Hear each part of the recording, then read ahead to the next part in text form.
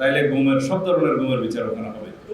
Question না রচনা, আপনার কোয়েশ্চেনটা সঠিক নয়। শাসন আমলে যে প্রতিষ্ঠান ক্ষতিগ্রস্ত হয়নি সেটা পুলিশ, সেনাবাহিনী, র্যাব, বিজিবি সবাই ক্ষতিগ্রস্ত হয়েছে প্রতিষ্ঠান হিসেবে। কিন্তু আমাদের স্মরণ রাখতে হবে কয়েকজন কর্মকর্তার অ্যাক্টিভিটিস পুরো প্রতিষ্ঠান দায় দায়িত্ব নিতে পারে না। আমরা এখন যার যার নিজস্ব আইনে, সেই প্রতিষ্ঠানের আইনে সেই সমস্ত অফিসারদেরকে অ্যাকাউন্টেবল করার জন্য এবং বিচার আইনের আওতায় নিয়ে আসার জন্য আমরা অলরেডি অনুশাসন দিয়েছি। কারণ প্রতিষ্ঠান দায়ী না, আইন আছে, প্রতিষ্ঠান কিভাবে চলবে, কর্মকর্তারা কিভাবে সেই আইন মাফিক পরিচালিত হবে। যদি কিছু সংখ্যক কর্মকর্তা কর্মচারী বিপদগ্রস্ত হয় বা বিপদে যায়, তারা পার্সোনালি দায়ী, কোনো প্রতিষ্ঠান দায়ী না। আমরা সেই দৃষ্টিতেই দেখি। ঠিক আমেরিকা যে সময় র্যাবের উপরে স্যাংশন দিয়েছিল, সেই সময় র্যাব এমন কিছু কর্মকাণ্ডে জড়িত ছিল, রাজনৈতিক হাতিয়ার হিসেবে ব্যবহৃত হয়েছিল।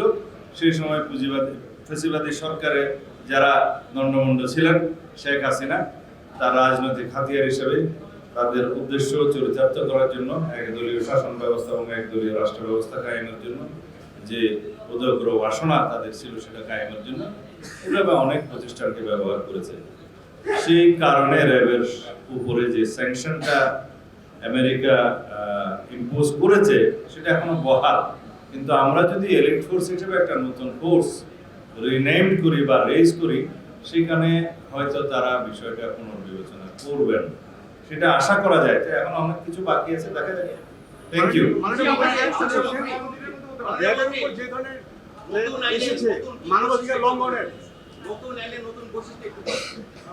আমরা একটা আইন ফ্রেম করার জন্য কমিটি করে দিয়েছি, এবং সেই আইনটা আমি নিজে লুক আপ করব, এবং সেই আইনটা আমার সামনে এখনো আসেনি। আমি কিছু সময় দিয়েছি, সেখানে বিশেষজ্ঞরা কাজ করছে।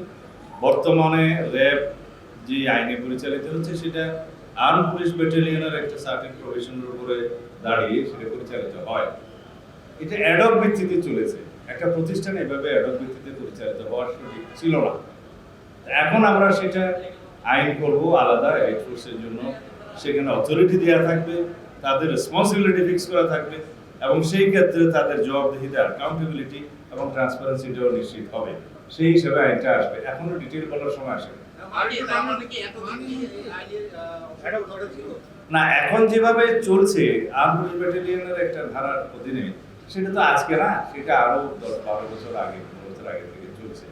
এবং সেটা আমি মন্ত্রণালয়ের দায়িত্বে আসার পরে দেখলাম যে সেটা ঠিক না। একটা বাহিনী রেজ হয়েছে, তার জন্য সুনির্দিষ্ট আইন থাকতে হবে এবং তাদের দায়িত্ব বন্টন করা থাকবে, সেখানে স্বচ্ছতা থাকবে এবং জবাবদিহিতা থাকবে। সেই হিসাবেই অন্যান্য বাহিনী যেভাবে আছে ওভাবে থাকবে, কিন্তু এই আইনটা সেভাবে নয়, ডিফেক্টিভ ছিল, এখনো তাই আছে। তা আমরা এখন সংশোধন করবো।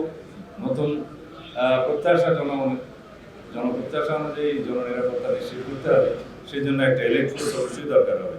তাদের যে equipments, logistics, training, facilities, assets সবকিছু সেখানে যাবে।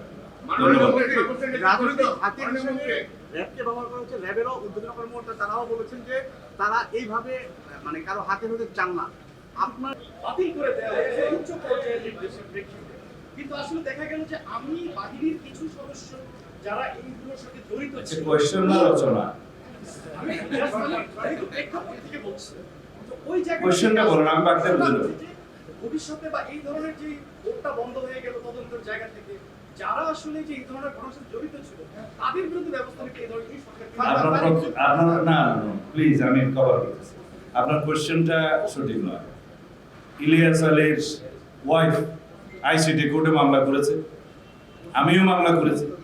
আইসিটি কোর্টের একটা আইন আছে, সেই আইনটা সবচেয়ে শক্ত হয়।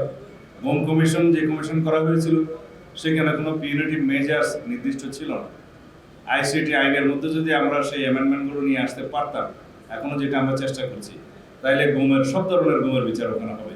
কেউ গুম হয়েছে ফেরত আসে নাই, কেউ গুম হয়েছে ফেরত এসছে, কেউ গুমের হুমকি পেয়েছে, কেউ গুমের শিকার হয়েছে, বিভিন্ন রকমের ডেফিনিশন ওখানে আসতে পারত, বিভিন্ন রকমের মেজার্স নিয়ে যেতে পারত।